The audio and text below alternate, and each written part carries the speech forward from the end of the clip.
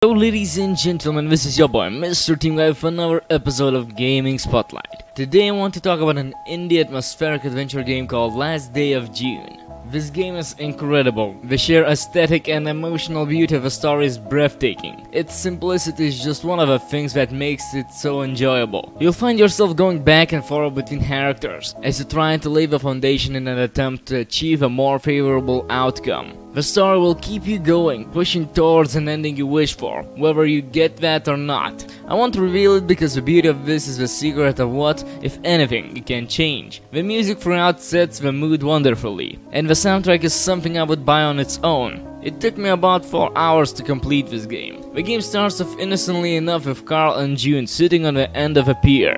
June is doodling in her art book while Carl fetches her sweater from a car. These opening moments hint at a few innovative concepts. First is the stunning visual design that blurs the lines between stop-motion animation, a living painting, and a Pixar short story. The second is the simple fact that there is not a single spoken word in the entire game. We are left to interpret gestures, non-verbal vocal noises, and emotionally charged score that never tells you how to feel, but just as easily supports your natural emotions at any single moment. The visuals of cutscene and gameplay are identical, with only minimal button prompts, indicating when and how to interact with the world around you. It's so seamless you often don't realize when you actually have control of a game. As you interact with the world and set up new paths of fate for each character, the end results are given in tarot card fashion, leading up to a new potential timeline. You'll often be forced to go back and play a previous character as new areas unlock. Let me give you an example. The kid can throw a soccer ball and knock over milk cans, so when the hunter is blocked by a milk can, you'll need to end his day. Play that part as a kid, then replay as a hunter. I was super impressed with the way the designers shortened these replays.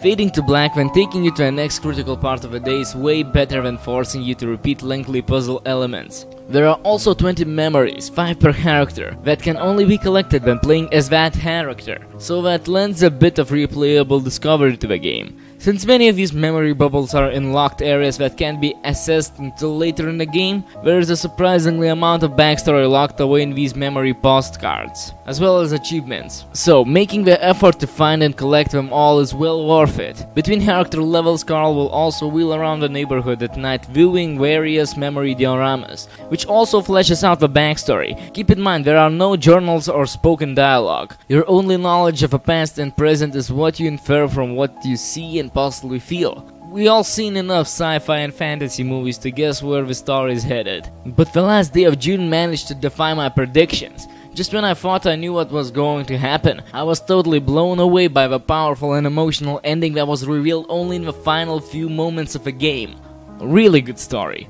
Okay, the PC version supports up to 4K visuals and has a very distinctive look. While not as technically refined as similar games, Last Day of June blasts you with saturated colors and crazy contrast, along with an almost annoying depth of field when it comes to keeping things in focus. It's like the world around you blurs into this dream state, except for anything in your immediate surroundings. And with no setting to adjust this, I can only assume this was the intended effect from the designers. I played it, I enjoyed the visuals, the soundtrack, the story. I definitely recommend to check this game out. Okay, this was your boy Mrteamguy for another episode of Gaming Spotlight. Just wanted to say thanks for watching and have a nice day.